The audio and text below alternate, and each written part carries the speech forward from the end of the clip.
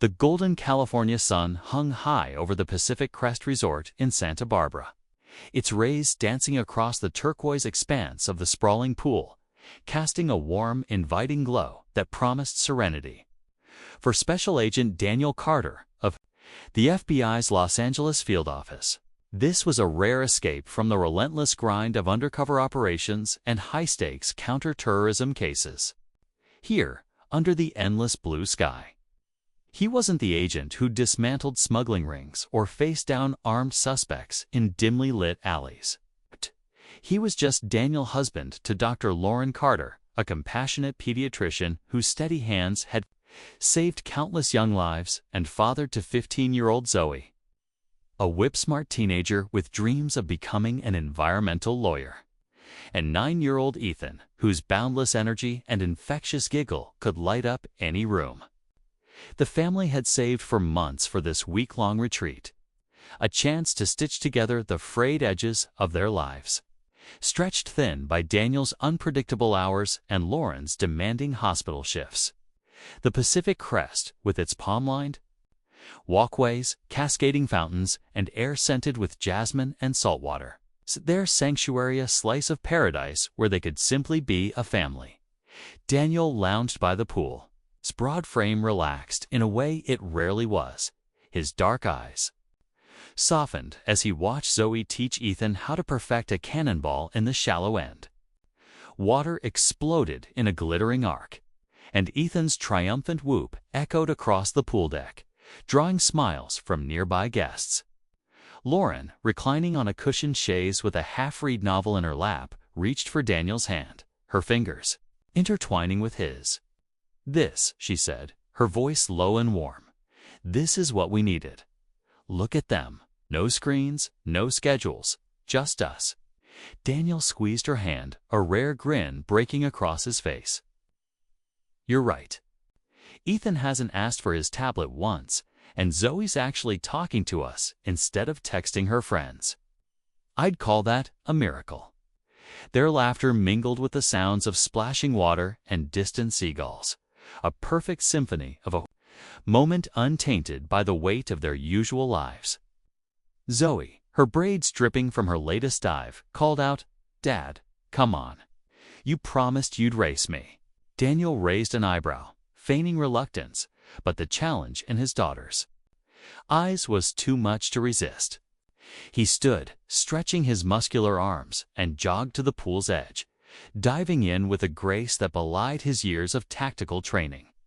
The water enveloped him, cool and refreshing, washing away the lingering tension of his last case. Across the pool, however, a different scene was unfolding.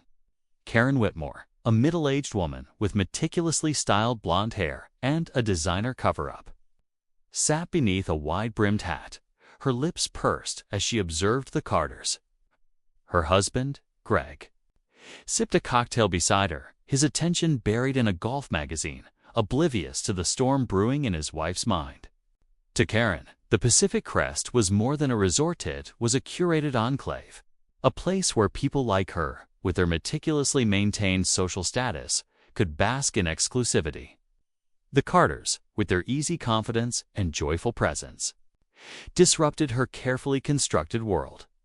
She watched Daniel emerge from the pool, water streaming down his athletic frame, and her eyes narrowed. Lauren's elegant one-piece swimsuit, the way she carried herself with quiet authority, grated on Karen's nerves. The children, splashing and laughing in the prime section of the pool, were an affront to her sense of order. It wasn't one specific thing she could articulate. It was the sum of 1,000 tiny assumptions, each one steeped in a prejudice she'd never admit to harboring. "They don't belong here," she muttered, her voice barely audible over the hum of the poolside. Greg glanced up, his brow furrowing. "Karen, they're just a family having fun. Let it go." Karen's mind was made up. She saw Daniel stride to the poolside bar, ordering lemonades with a polite nod to the bartender, his demeanor calm yet commanding. To her, it wasn't confidence, it was arrogance, an intrusion into a space she believed was hers alone. Her fingers tightened around her phone, and she began typing, her movements sharp and deliberate. "What are you doing?" Greg asked, his tone heavy with unease. "I'm calling the resort security line," she replied, her voice clipped with self-righteous conviction. "These people are clearly not guests. You see it all the time sneaking into places like this, using the facilities, causing a scene. It ruins the experience for everyone else." Greg set his magazine down, his jaw tightening. "Karen, you have no proof. You're going to embarrass us both. Just stop." But Karen was already dialing, her eyes fixed on the Carters with a venomous intensity.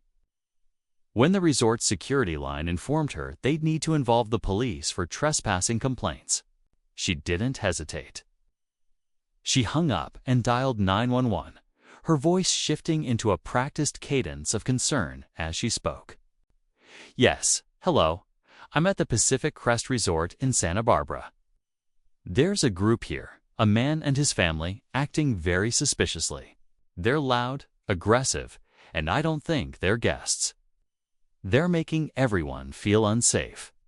She described Daniel as intimidating and his children as disruptive, her words carefully coded to avoid overt mention of race. But in the quiet town of Santa Barbara, she knew the implications would be clear. The dispatcher logged the call, and a cruiser was dispatched, carrying 2 officers toward a scene that would soon spiral beyond anyone's control. Sergeant Octo James Thornton drove with a heavy foot, his weathered face set in a grim line. At 48, he was a veteran of the Santa Barbara Police Department, a man who prided himself on his no-nonsense approach to law enforcement. His worldview was rigid, shaped by years of patrolling a town where wealth and privilege often dictated who belonged and who didn't. To him, a call about suspicious individuals at a place like the Pacific Crest was as clear as a neon sign. Beside him, Officer Liam Hayes, a rookie with just 3 years on the force, shifted uncomfortably in the passenger seat. Hayes was still finding his footing, caught between his own instincts and the pressure to follow Thornton's lead. He'd seen Thornton's tactics before: brash, confrontational, often skirting the edges of protocol, but questioning a senior officer wasn't in his nature. As they pulled into the resort's manicured driveway, the cruiser's tires crunching against the gravel, Thornton didn't bother with the front desk. "No need to waste time," he grunted. "Let's handle this ourselves." Hayes nodded, his gut twisting with a vague sense of foreboding as they strode through the resort's airy lobby, their boots thudding against the polished marble floors. The pool area was a postcard of tranquility, families lounging under umbrellas, children darting through the water, the air filled with the gentle hum of summer. At the center of it all were the Carters. Daniel was in the pool, hoisting Ethan onto his shoulders for a playful chicken fight with Zoe, who was laughing so hard she could barely stay upright. Lauren clapped from her chair, her face alight with pride and joy. Thornton's eyes scanned the scene, landing on Karen Whitmore, who sat poised at the far end of the pool. She caught his gaze and gave a subtle nod toward the Carters, her expression one of smug certainty. That was all Thornton needed. He squared his shoulders, his hand resting near his holster, and marched toward the pool's edge. "Excuse me," he barked, his voice slicing through the carefree atmosphere like a blade. The chatter and splashing around the pool faded, heads turning as Daniel paused, setting Ethan down gently and turning to face the officers. His training kicked in immediately: assess, analyze, de-escalate. 2 officers, one older, clearly in charge, posture aggressive, hand too close to his weapon. The other, younger, hesitant, eyes darting nervously. Threat level, moderate, but unpredictable. "Can I help you, officers?" Daniel asked, his tone calm and measured, his hands visible and relaxed. He stepped out of the pool, water dripping from his swim trunks, and positioned himself slightly in front of his children, a subtle protective gesture. Thornton's eyes raked over him, his expression hardening. "We've had a trespassing complaint," he said, his voice loud enough to draw more attention. "You and your family don't appear to be registered guests." Lauren stood, pushing her sunglasses onto her head, her medical journal falling to the ground. "I'm sorry, officer. There's been a mistake. We're staying in room 204. We're paying guests." Thornton ignored her, his focus locked on Daniel. A tactic straight from the interrogation playbook. Isolate the perceived leader. Assert dominance. "Step out of the pool, sir," he ordered. "I need to see your room key and ID now." Daniel's internal alarms blared. This wasn't a routine check. The officer's tone, the immediate assumption of guilt. The refusal to acknowledge Lauren's explanation, it was all wrong. But he knew the playbook too. Comply, stay calm, gather evidence. "Of course, officer," he said smoothly, gesturing toward their beach bag. "Our room keys and my ID are in the bag by my wife's chair." He turned to Zoe and Ethan, his voice steady. "Kids, go to your mom." Thornton didn't budge. "You stay right here," he snapped. Then nodded to Hayes. "Check the bag." Hayes hesitated, his discomfort palpable, but he obeyed, walking over to Lauren. "Ma'am, I need to see your bag," he said, avoiding her eyes. Lauren's expression hardened, her years of facing down chaos in the ER giving her a steely resolve. "My husband just told you our room number. Why don't you verify it with the front desk? Why are you digging through our things?" Thornton's patience, already thin, evaporated. "Ma'am, cooperate, or this gets worse," he barked. Hayes rifled through the bag, past towels and sunscreen, pulling out Daniel's wallet and 2 key cards. He handed them to Thornton, who flipped open the wallet with a sneer. "Daniel Carter, Los Angeles," he read, his tone dripping with disdain. "Far from home, aren't you? What are you doing here?" The question wasn't about location. It was a challenge, a thinly veiled jab at their right to be in this space. Daniel's jaw tightened, but he kept his voice level. "We're on vacation, officer. My wife is a doctor. I work for the government. We've paid for our room, just like everyone else." Thornton tossed the wallet onto the ground, the gesture deliberate and provocative. "Room keys can be faked. IDs can be stolen. I'm not convinced." Zoe, her eyes wide with fear and anger, stepped forward. "We didn't steal anything. This is our hotel." Lauren pulled her back, whispering, "Zoe, stay calm." Thornton's gaze swung to the teenager, his lips curling. "You need to learn some respect, young lady." That was the breaking point. Daniel's voice dropped, low and dangerous, the FBI agent giving way to the father. "You will not speak to my daughter that way, Sergeant." He'd noted the stripes on Thornton's sleeve. Thornton's eyes gleamed with triumph, as if he'd been waiting for this. "Getting aggressive now, are we?" "That's what I thought." He unclipped his handcuffs, the metallic click ringing out in the now silent pool area. "You're under arrest for trespassing and disorderly conduct. Turn around, hands behind your back." Time slowed for Daniel. His training screamed compliance resistance would escalate, and his family was watching.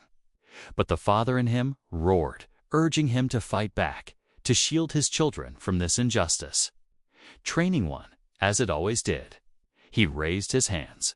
Slowly, his voice steady but edged with steel. "Sergeant, you're making a serious mistake." Thornton shoved him toward a nearby wall, barking against the wall. "Spread M."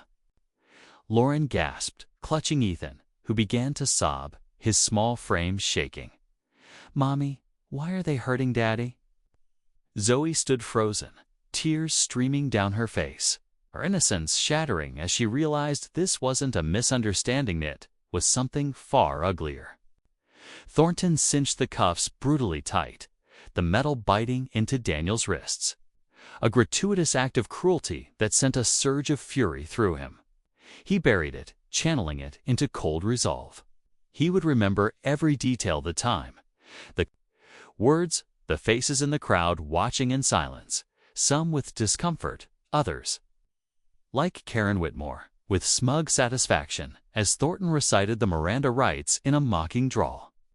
Daniel was marched through the lobby, barefoot and dripping, a spectacle of humiliation. Hayes trailed behind, his head bowed, his silence a testament to his cowardice.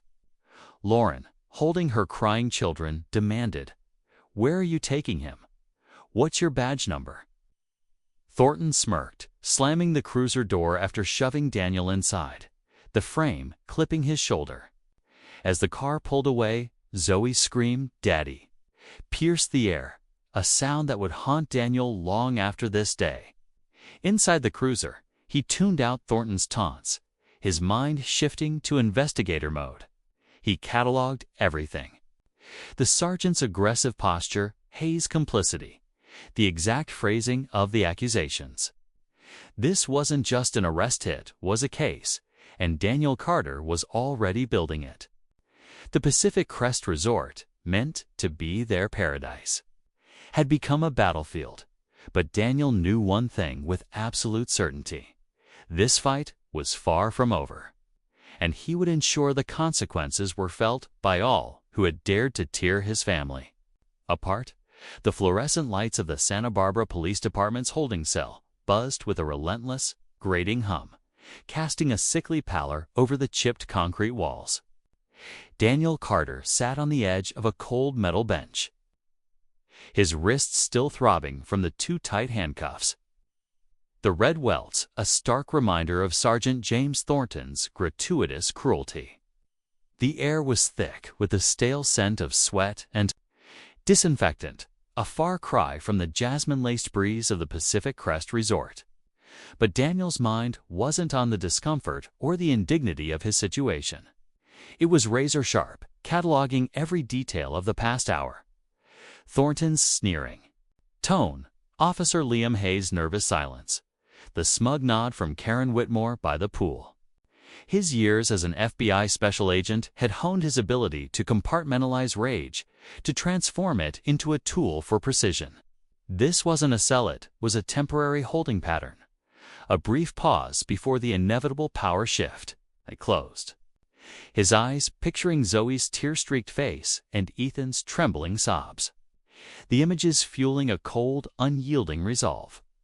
This wasn't just about him anymore. It was about his family, and he would dismantle the system that had dared to violate their peace. Back at the resort, Lauren Carter was a whirlwind of controlled fury. She knelt beside Ethan, wiping his tears with a gentle hand, her pediatrician's instinct overriding her own anguish.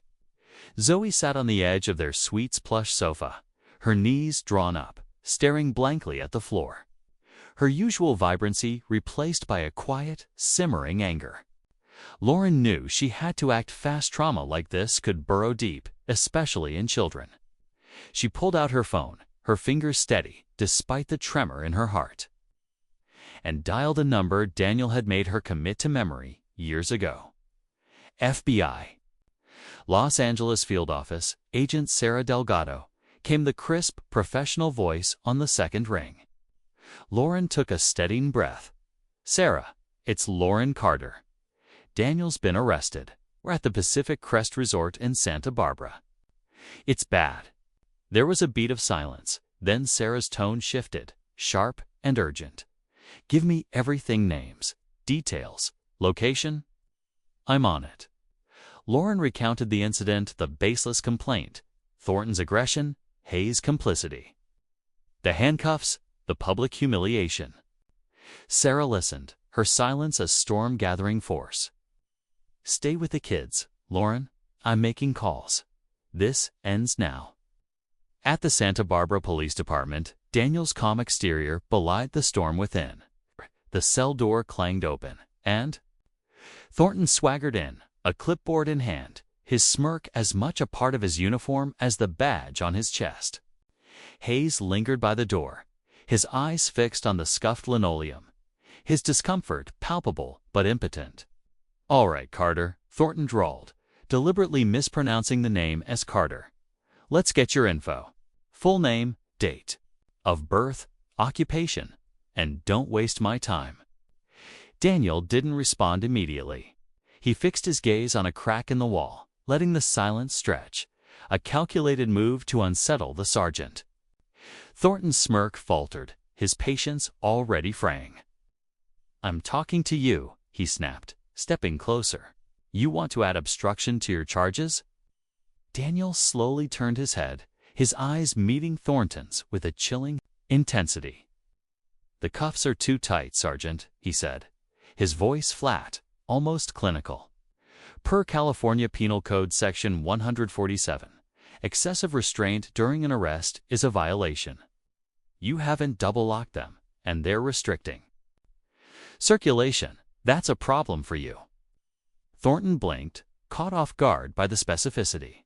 "What, you some kind of lawyer?"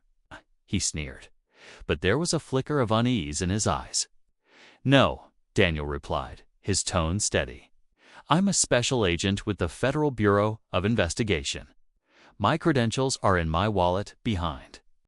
My driver's license, ID number 8 to C4 to 927. Check it." The room went still, the only sound the faint buzz of the overhead lights. Thornton's face froze, his bravado cracking like thin ice. Hayes shifted, his eyes darting to Thornton, then back to the floor. "FBI," Thornton laughed. A harsh, barking sound, but it lacked conviction. "That's a new one. What's next?" "CIA." "Astronaut." Daniel didn't blink. "Call the loss." "Angeles Field Office. Numbers on the card. Ask for Special Agent in charge, Sarah Delgado. Tell her you've got Agent Daniel Carter in custody in Santa Barbara. Then brace yourself." The mention of Delgado's name hit Thornton like a physical blow. Sarah Delgado was a legend in law enforcement circles, a no-nonsense leader known for her fierce loyalty to her agents and her ability to make careers disappear with a single phone call. Thornton's hand tightened around the clipboard, his knuckles whitening. "Get his wallet," he barked at Hayes, who scrambled to the evidence locker, returning with the leather wallet. Thornton flipped it open, his fingers trembling slightly. As he pulled out the driver's license, tucked behind it was a dark blue card, its gold FBI seal gleaming under the fluorescent light. "Daniel Carter, Special Agent, United States Department of Justice." Thornton's face drained of color, his swagger evaporating into a cold sweat. This is fake," he muttered, but his voice was hollow, the words more plea than statement. Before Thornton could process further, the booking room door slammed open. Chief Robert Ellis, a wiry man with a perpetually harried expression, stormed in, his face flushed with panic. "Thornton, Hayes, my office, now," he roared, his voice cracking with urgency. He didn't even glance at Daniel, his focus consumed by the phone call he'd just received from Sarah Delgado herself. Thornton stood frozen, the FBI credentials still in his hand, while Hayes looked like he might bolt. "Move!" Ellis bellowed, and the two officers shuffled out, their earlier confidence reduced to ash. Ellis turned to Daniel, his eyes wide. With a mix of fear and desperation, "Agent Carter, This is a catastrophic misunderstanding. So sorry." Daniel looked down at his cuffed wrists, then back at the chief, his expression unreadable. "Misunderstanding," he said, his voice low and cutting. "Your officers arrested a federal agent based on a baseless complaint, humiliated me in front of my children, and you call it a misunderstanding. Get these cuffs off me and get me my things. Now." Ellis fumbled with the key, his hand shaking as he unlocked the cuffs, wincing at the deep marks on Daniel's wrists. "We'll drive you back to the resort immediately," he stammered. "The department will cover any expenses." Daniel cut him off, his voice like steel. "You think a comped hotel stay fixes this? My son saw me in handcuffs. My daughter watched her father being treated like a criminal. I want the name of the 911 caller. Full name, address, everything. Ellis hesitated, his face paling further. "I can't disclose civilian information." Daniel leaned forward, his presence commanding despite the circumstances. "You arrested me unlawfully based on her report. Give me her name, or Delgado's next call is to the U.S. Attorney's Office for obstruction. Choose." Back at the Pacific Crest, Lauren had transformed her grief into action. After calming Ethan with a story and tucking him into bed, she sat with Zoe, who was still withdrawn, her eyes fixed on the balcony's view of the moonlit ocean. "I hate them," Zoe whispered, her voice trembling with a rage that broke Lauren's heart. "They didn't even listen to us. They just saw us." Lauren pulled her daughter close, her own anger simmering beneath her calm exterior. "No, sweetheart, but we're going to fight this. Your dad is the strongest man I know, and he's not alone. We're not alone." She checked her phone, seeing a text from Sarah Delgado. "Team en route. Stay strong." Lauren's resolve hardened. This wasn't just about their family. It was about every family who'd faced this kind of injustice without the resources to fight back. She began drafting an email to their family lawyer, a civil rights attorney named Carla Nguyen, whose reputation for dismantling corrupt systems was unmatched. Lauren knew this was only the beginning. At the precinct, the atmosphere in Chief Ellis's office was suffocating. Thornton and Hayes stood before his desk, their badges heavy on their belts, their futures hanging by a thread. Ellis was on the phone, his voice strained as he spoke to Delgado. "Yes, ma'am, I understand. He's being released now." "No, there's no excuse. I have their badges right here." He hung up, his hand trembling, and turned to the officers, his face a mask of fury and fear. "Do you have any idea what you've done?" he hissed. "You arrested an FBI agent counterterrorism specialist with commendations from the director himself because of a Karen's 911 call. You didn't check with the resort, didn't verify a damn thing. And now the FBI is sending their Office of Professional Responsibility to tear this department apart." Thornton tried to speak, his voice weak. "Chief," he was confrontational. "We had a complaint." Ellis slammed his fist on the desk, cutting him off. "A complaint from Karen Whitmore, who's called us 10 times this year about suspicious landscapers and loud delivery drivers. You took her word over a family with room keys and IDs, and now we're all paying for it." He pulled 2 forms from his drawer, his hands steady now with the weight of inevitability. "You're both suspended, effective immediately. Badges, guns, on the desk. The OPR will be here by dawn, and you'd better pray you've got good lawyers." Thornton's face crumpled, his identity tied to the badge he now placed on the desk. Hayes, his hands shaking, followed suit, his silence a confession of his own failure. Ellis dismissed them with a wave, his focus already shifting to damage control. He personally escorted Daniel back to the resort, the drive tense and silent. Daniel's mind was elsewhere, already strategizing. He knew the body camera footage would be Keith Thornton's aggression, Hayes' inaction, the entire encounter, preserved in high definition. He also knew Sarah Delgado was mobilizing a response that would shake Santa Barbara to its core. At the resort, the reunion was raw and heavy. Lauren threw her arms around Daniel, her composure cracking as she buried her face in his chest. Ethan clung to his leg, whispering, "Daddy, you're back." Zoe stood back, her eyes tracing the welts on his wrists, a single tear falling as she whispered, "I'm sorry." Daniel knelt, pulling both children into a tight embrace. "You have nothing to be sorry for," he said, his voice thick. "This wasn't your fault. It's theirs, and they're going to answer for it." That night, as the children slept, Daniel and Lauren sat on the balcony, the ocean's rhythm a stark contrast to the turmoil in their hearts. "What's next?" Lauren asked, her voice soft but resolute. Daniel stared into the darkness, his jaw set. They thought they could. "Break us," he said, his voice low and dangerous. "They picked the wrong family. I'm not just going to clear my name. I'm going to make sure this never happens to anyone else. This is my case now." The storm was gathering, and Daniel Carter was its epicenter. By morning, the news would break: an FBI agent wrongfully arrested, a family traumatized, a department exposed. The Pacific Crest Resort, desperate to avoid a scandal, would offer apologies and compensation, but Daniel wasn't interested in their gestures. He wanted justice, methodical, relentless, and undeniable. The reckoning had begun, and it would not stop until every layer of prejudice and corruption was laid bare. The morning sun rose over Santa Barbara, its light glinting off the Pacific Crest Resort's glass facade, but the warmth it promised was lost on the town's police department, now a hive of dread and urgency.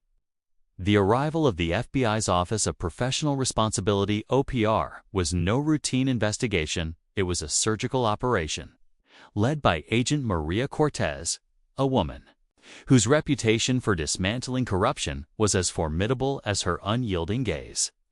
Her team descended on the Santa Barbara Police Department like a storm, requisitioning everything: dispatch logs, personnel files, the 911 call recording, and, most crucially, the body camera footage from Sergeant James Thornton and Officer Liam Hayes.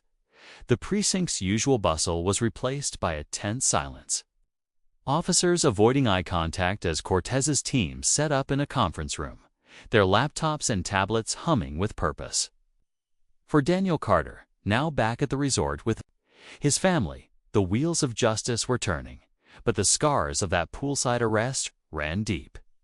His mission was no longer just personal, it was a crusade to ensure no family would endure what he had, and he was ready to wield the full weight of his authority to make it happen.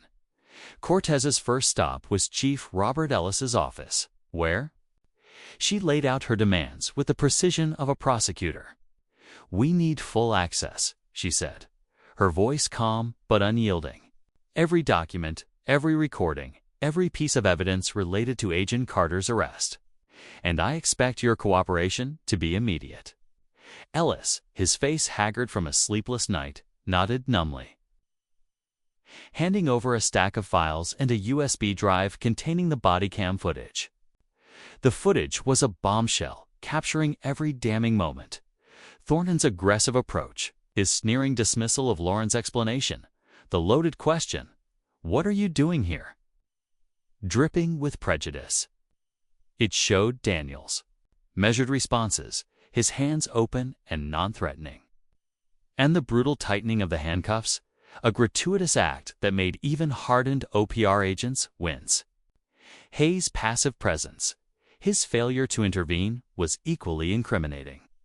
The footage didn't just document an arrest, it exposed a culture of unchecked bias, and Cortez was determined to root it out. The investigation moved swiftly to interviews conducted in the precinct's stark interrogation rooms, typically reserved for suspects. Thornton, now a civilian in a cheap suit, sat across from Cortez, his lawyer fidgeting beside him. He stuck to his report's narrative, claiming Daniel had been combative and threatening. Cortez didn't interrupt, her face impassive, as she slid a tablet across the table and pressed play. The body cam footage rolled, showing Thornton's unprovoked hostility, his mocking tone as he suggested Daniel might be a rapper or basketball player. Thornton's bravado crumbled, his face paling as the footage played on, capturing his rough handling of Daniel and the terrified faces of Zoe and Ethan. Sergeant Cortez said, her voice soft but cutting, "You described Agent Carter as a threat. Point to the moment in this video where he displays any aggressive behavior." Thornton stammered, his eyes darting to his lawyer, who offered no rescue. "It was his attitude, his posture," he mumbled. "He was challenging me." Cortez leaned forward, her eyes locking onto his. "A black man standing calmly, explaining his status as a guest, is a challenge to you. Is that what they teach at your academy? Or is that a standard you apply selectively? The room was silent, Thornton's lies exposed by the unblinking eye of his own camera. His defense collapsed, and by the end of the session, he was sweating. His career in tatters. Hayes' interview was a different kind of unraveling. The younger officer, his hands trembling, tried to paint himself as a bystander, caught in Thornton's wake. "I had doubts," he said, his voice barely above a whisper. "But Thornton's been on the force for decades. I was just following orders." Cortez's expression didn't soften. "Officer Hayes," she said, "the footage shows you had multiple opportunities to act. You could have verified the Carter's status with the resort. You could have questioned the arrest. You stood by while a federal agent's rights were violated. Your silence was your choice." Hayes slumped, his eyes fixed on the table, a man broken by his own cowardice. He agreed to a plea deal, testifying against Thornton in exchange for avoiding prison, but the cost was steep. He was barred from law enforcement for life. His dreams of a career in policing reduced to ash. The investigation didn't stop at the officers. Cortez's team, joined by local detectives now under intense scrutiny, paid a visit to Karen Whitmore at her manicured estate overlooking the Pacific. Karen greeted them with a forced smile, expecting to be lauded for her civic duty. That illusion shattered when Cortez played the 911 call, her voice describing a loud, aggressive man and an unruly family. "Mrs. Whitmore," Cortez said, her tone sharp, "security cameras show the Carters enjoying a quiet afternoon. No shouting, no disruption. Can you explain why you felt threatened?" Karen twisted her pearl necklace, her confidence faltering. It was their presence. They didn't seem like they belonged. Cortez's eyes narrowed. Did their presence feel threatening because they were black, Mrs. Whitmore? Because that's what your call suggests, a baseless assumption rooted in prejudice. Karen flushed, her voice rising in protest. "I'm not a racist. I was just concerned for the other guests." But the evidence was unrelenting. Resort staff confirmed the Carters' reservation, and other guests described them as polite and unassuming. Faced with the prospect of a hate crime charge, Karen's defiance crumbled, and she agreed to a deposition. In the Carters' civil suit, a prelude to a reckoning that would strip away her social standing. The Carters, meanwhile, were navigating their own path through the aftermath. Back at the resort, Lauren insisted on family therapy. Recognizing the signs of trauma in Zoe's withdrawal and Ethan's sudden clinginess, in their sessions held in a quiet office overlooking the Santa Barbara Hills, the family began to unpack the pain. Zoe, her voice raw, spoke of the helplessness of watching her father cuffed, her trust in the world shaken. Ethan, using drawings, depicted the mean policeman who took his daddy, his innocence fractured. Daniel and Lauren listened, their hearts breaking, but they also saw resilience in their children's willingness to speak. Daniel, too, grappled with his own anger, not just at Thornton and Hayes, but at a system that allowed such abuses to flourish. He channeled it into action, meeting with Carla Nguyen, their civil rights attorney, whose fierce determination matched his own. Carla was already building a case, not just against the officers, but against the department's systemic failures. And she saw the Carters story as a catalyst for broader change. The Pacific Crest Resort, desperate to salvage its reputation, issued a public apology, firing the on-duty manager who had failed to intervene. They offered to waive the Carters' fees and extend their stay, but Daniel rejected the gesture outright. "This isn't about a free vacation," he told the resort's director, his voice firm. "This is about accountability. Your staff stood by while my family was humiliated. That's not fixed with a comped room." The resort's PR team scrambled, but the story had already broken locally. With headlines screaming about an FBI agent's wrongful arrest, national media soon picked it up, drawn to the potent mix of race, power, and injustice. The Carters, however, refused to let the narrative spiral out of their control. They agreed to a single televised interview with a respected journalist, determined to tell their story on their terms. On screen, Lauren spoke with quiet power about the impact on their children. When a child sees their parent treated like a criminal because of their skin color, it leaves a wound that doesn't heal easily, she said. We have to do better for all our kids. Daniel, his presence commanding, refused the victim label. I had resources most don't, he said. This isn't about me being an FBI agent. It's about a system that lets prejudice wear a badge. We're fighting for everyone who's been silenced. The trial of James Thornton became the focal point of the town's reckoning. The Santa Barbara courthouse was a media circus, with reporters and satellite trucks crowding the steps. Inside, Thornton sat hunched, his once imposing frame diminished, his lawyers struggling to counter the prosecution's airtight case. The Assistant Attorney General, a sharp-witted woman named Alina Vasquez, presented the body cam footage as the cornerstone of her argument. The jury watched in silence as Thornton's hostility unfolded, his words and actions betraying his bias. Vasquez's cross-examination was merciless. Mr. Thornton, she said, you claimed Agent Carter was a threat. Show us where in this footage he raises his voice or makes a threatening move. Thornton floundered, his excuses unraveling under the weight of the evidence. The jury deliberated for just 90 minutes before returning a verdict. Guilty on charges of unlawful restraint, official misconduct, and perjury. At the sentencing, the judge's voice was cold. You abused your authority, Mr. Thornton, and betrayed the trust of your community. You targeted a man based on nothing but prejudice. He sentenced Thornton to 2 years in state prison, no parole for at least a year. As Thornton was led away in handcuffs, his face a mask of defeat, Daniel watched, feeling not triumph, but a grim satisfaction. This was justice, hard-won and incomplete, but a start.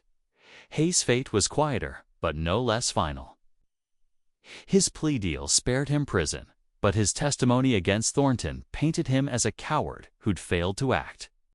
Barred from law enforcement, he took a job as a security guard at a warehouse, his nights spent in solitude, haunted by his inaction. The department itself faced a seismic overhaul.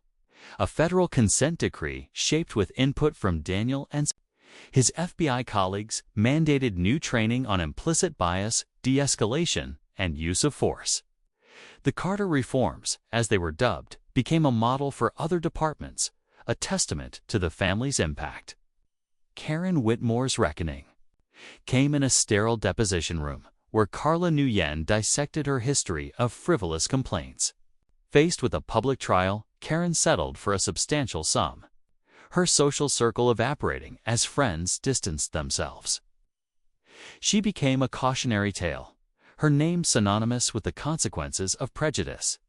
The Carters used the settlement to establish the Carter Justice Foundation, funding body cameras and legal aid for victims of police misconduct. A year later, they stood on a Hawaiian beach, the sunset painting the sky in vibrant hues. Zoe skipped stones with Ethan, their laughter a fragile but growing echo of the joy they'd lost.